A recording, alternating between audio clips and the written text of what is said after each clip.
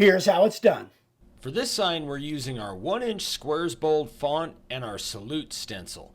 We're doing 2 lines, one on top and one on bottom. It's a good idea to get those lines kind of lined out before you put your stencil on there, making sure that you get the right amount of space.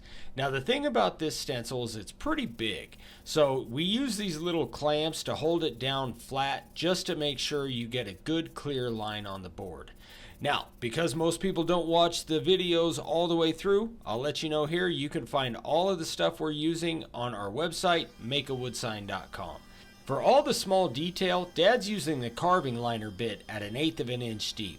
And he's going to go around all the real small stuff. He's going to bring those lines out far enough that he can blend into them with the profile bit. And that's what he's using here. Now our profile bit is the most versatile bit we have. We use this thing on pretty much every sign that we make. It's a 2-fluted 15-degree bit, and what makes this one really nice is that you can carve up to 1/4 of an inch deep with it. So even if there's small areas, you start at 1/8 of an inch deep and you kind of work your way down. And as you drop your depth, it actually cuts a wider line. Now Dad's going to go around the outside of this with the profile bit as well to get his initial carving. He's going to come back and make that a bolder line so it really pops and gives a contrast between the stencil and the board. But for the first line, it's a good idea to use the profile bit first. Normally when we do inset letters, we use our 60-degree bit.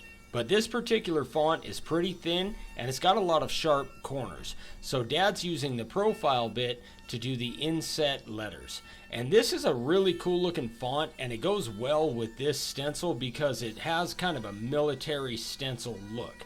I love this font, but you definitely want to make sure you carve it as wide as you can just because they are fairly thin lines and you want it to be able to stand out to where it's easily readable.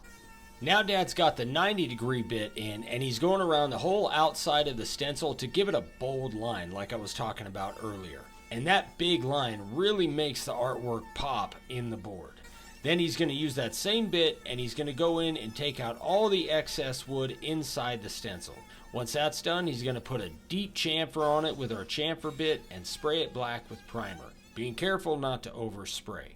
Once it's dry, which only takes a minute, he's going to sand it off with an 80 grit disc on our disc sander and then a 120 grit disc on the random orbital to give it a nice smooth finish.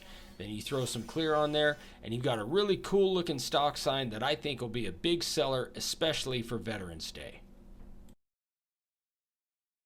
Everything we used here is over at our website, makeawoodsign.com. Go check it out.